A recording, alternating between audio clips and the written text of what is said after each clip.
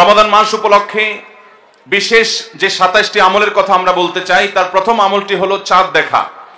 রমাদান মাসের চাঁদ, শাবানের শেষ দিনে আমরা পশ্চিম আকাশে রমজানের চাঁদ তালাশ করা, রমজানকে কেন্দ্র করে, এটি একটি আমল। এবং সেই সাথে চাঁদ যদি দেখতে পাই তাহলে চাঁদ দেখার দোয়া পড়া, আল্লাহুম্মা আহিল্লাহু আলাইনা বিল ইয়ুমনি ওয়াল ঈমান ওয়াস সালামাতি ওয়াল ইসলাম রব্বি ওয়া রাব্বুকাল্লাহ। যদি কেউ চাঁদ দেখতে নাও পান, চেষ্টা করার কারণে তিনিও সওয়াব পাবেন ইনশাআল্লাহ। তাহলে প্রথম আমল হলো চাঁদ দেখা, চাঁদ দেখতে পেলে দোয়া পড়া। দ্বিতীয় আমল হলো রমাদান মাসে দিনের বেলা সিয়াম পালন করা। প্রত্যেক প্রাপ্তবয়স্ক নারী এবং পুরুষ মুসলমান তাদের সুস্থ হলে, অবশ্যই সুস্থ থাকলে তাদেরকে রোজা রাখতে হবে, এটা ফরজ। 3 নম্বর আমল হলো রমজান মাসের রাতের বেলায় তারাবির সালাত আদায় করা উত্তম রূপে সুন্দরভাবে। 4 নম্বর আমল হলো সাহারি খাওয়া, একটু কিছু হলেও রোজার নিয়ত ভোর রাতের খাবার খাওয়া, এর মধ্যে বরকত আছে খাবারের মধ্যে। 5 নম্বর আমল হলো সাহারিটা শেষের দিকে খাওয়া, এমন ভাবে খাওয়া যে সাহারি খাওয়া শেষ করলে আজান দিতে আর 50টা আয়াত তেলাওয়াত করার মতো সময় থাকে। 6 নম্বর আমল হলো ইফতার করা। ইফতার করা এটা সুন্নাহ একটা আমল। আপনি সুন্নাত জিন্দা করার উদ্দেশ্যে বা সুন্নাত আমল করছেন, সে উদ্দেশ্যে, ইফতারের উদ্দেশ্যে, রোজা ভাঙার উদ্দেশ্যে খাবার খেলে আল্লাহ রাব্বুল আলামিন আপনাকে সওয়াব দান করবেন। ইফতার করা 6 নম্বর আমল। 7 নম্বর হলো ইফতারটা একটু তাড়াতাড়ি করা, অর্থাৎ সূর্য ডুবে গেছে, নিশ্চিত হয়ে গেছেন, আর দেরি না করে অবিলম্বে ইফতার করে ফেলা। 8 নম্বর আমল হলো ইফতারের দোয়া করা। ইফতারের শুরুতে বিসমিল্লাহ বলবেন, ইফতার করা শেষ বা ইফতার কিছু দূর করে ফেলেছেন, এরপর দোয়া পড়বেন যে যাহাবাজ জামা ওয়াবতাল্লাতিল উরুক ওয়া সাবাতাল আজরু ইনশাআল্লাহ। এবং 9 নম্বর আমল হলো ইফতারিতে খেজুর খাবেন এবং সাহরিতেও খেজুর খাবেন। সাহরিতে খেজুর খেলে নবী সাল্লাল্লাহু আলাইহি সাল্লাম বলেছেন ঈমানদারের সবচেয়ে উত্তম সাহরি হলো খেজুর, অন্য যাই খান একটা খেজুর হলো সাহরির সময় আপনি খাবেন।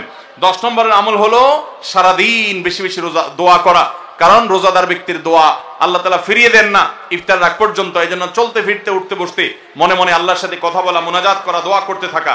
11 নম্বর আমল হলো সকল পাপাচার বর্জন করা, কারণ রমজান মাসের উদ্দেশ্যই হলো মানুষকে মুত্তাকি বানানো, পাপাচার বর্জন করতে শেখানো। আমরা পান এবং আহার বর্জন করি, যৌনতা বর্জন করি, এর মাধ্যমে আমরা বর্জন করার প্রশিক্ষণ নেই। এই জন্য হারাম কাজ পরিহার করা রমজান জুড়ে, এটা হলো 11 নম্বর আমল। 12 নম্বর আমল হলো বিশেষভাবে মিথ্যা পরিহার করা, কারণ কেউ যদি মিথ্যা কথা, মিথ্যা কাজ না ছাড়ে তার রোজা রাখার কোনো মানে নাই, হাদিসে আসছে।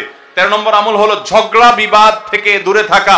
নবী সাল্লাল্লাহু আলাইহি সাল্লাম বলেছেন রোজা অবস্থায় কেউ ঝগড়া করলে সে বলবে আমি রোজাদার, আমি জবাব দিতে পারবো না। এবং এর পাশাপাশি 14 নম্বর আমল হলো সকল সাধারণ নেক আমলগুলো এই মাসে একটু বিশেষ গুরুত্বের সাথে করা, কারণ আমলের মাস এটা, ভর বসন্ত আমলের। নামাজ বিশেষ গুরুত্বের সাথে পড়া, অন্য সব আমলগুলো বিশেষ গুরুত্বের সাথে করা।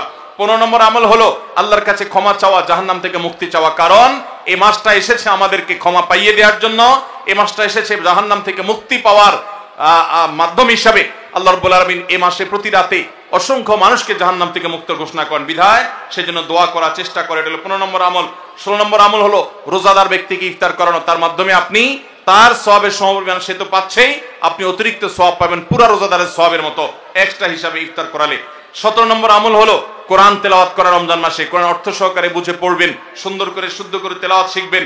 18 নম্বর আমল হলো কোরআন তেলাওয়াত নিজে করার পাশাপাশি অন্যকে শোনানো, অন্য পড়বে সেটা আবার শোনা, এটা বিশেষ আমল নবী সাল্লাল্লাহু আলাইহি সাল্লাম করতেন রমজান মাসে জিবরিলের সাথে। 19 নম্বর আমল হলো সাদাকা করা, দান করা, মানুষকে গরিব দুঃখীকে জাকাতের বাইরেও সাধারণ দান করা বেশি পরিমাণে রমজান মাসে, এটা আমল। 20 নম্বর আমল হলো ভোর রাতে সাহরি খেতে উঠলে একটু তাহাজ্জুদ পড়া, একটু দোয়া করা, একটু রোনাজারি করা, কারণ এটা দোয়ার সময়, এটা তাহাজ্জুদের সময়, এটা আল্লাহর নৈকট্য লাভের সময়। এই সুযোগ 12 মাস আসে না, এই জন্য এই আমলটা করা, তাহাজ্জুদ পড়া, দোয়া, রোনাজারি করা সাহরির সময়। 21 নম্বর আমল হলো সামর্থ্য থাকলে ওমরা করা। 22 নম্বর আমল হলো মেসওয়াক করা, এমনকি রোজা অবস্থায় দিনের বেলা বেশি বেশি, এটা নবী সাল্লাল্লাহু আলাইহি সাল্লাম করতেন। 23 নম্বর আমল হলো রমজানের শেষ 10 দিন মসজিদে ইতিকাফে বসে যাওয়া। 24 নম্বর আমল হলো শেষ 10 দিন সবচেয়ে বেশি ইবাদতবন্দি করা, রাত দিন জেগে। আর 24 নম্বর আমল হলো এটি। 25 নম্বর আমল হলো লাইলাতুল কদর তালাশ করা, বিশেষ করে শেষ দশকের বেজোড় রাতগুলোতে আরো বিশেষ করে লাইলাতুল কদর পাওয়ার বিষয়ে বেশি বেশি ইবাদতবন্দি করা।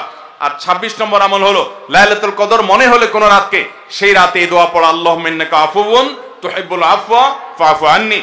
আর 27 নম্বর আমল হলো রমজানের শেষ দিনে, একেবারে শেষ মুহূর্তে রমজানকে বিদায় দেওয়া, গরিব দুঃখীদের বাসায় ফিতরা পৌঁছে দেওয়ার মাধ্যমে। আল্লাহ রাব্বুল আলামিন এই 27টি বিশেষ আমলের মাধ্যমে আমাদের রমাদানকে অর্থবহ এবং সার্থক করার তৌফিক দান করুন। এই রমাদান যেন আমাদের জীবনের শ্রেষ্ঠ রমাদান হয়, এই রমাদান যেন আমাদের জীবনে অর্জনের রমাদান হয়, এই রমাদান যেন আমাদের জীবনে ক্ষমা লাভের রমাদান হয়, জাহান্নাম থেকে মুক্তির রমাদান হয়, আমাদের কল্যাণের রমাদান হয়। আল্লাহ তাআলা সেভাবে রমজানের প্রতিটা মুহূর্ত প্রতিটা দিনকে কাটাবার তৌফিক আমাদের সবাইকে দান করুন। জাযাকুমুল্লাহু খায়রা ওয়া আখিরু দাওয়ানা আলহামদুলিল্লাহি রাব্বিল আলামিন।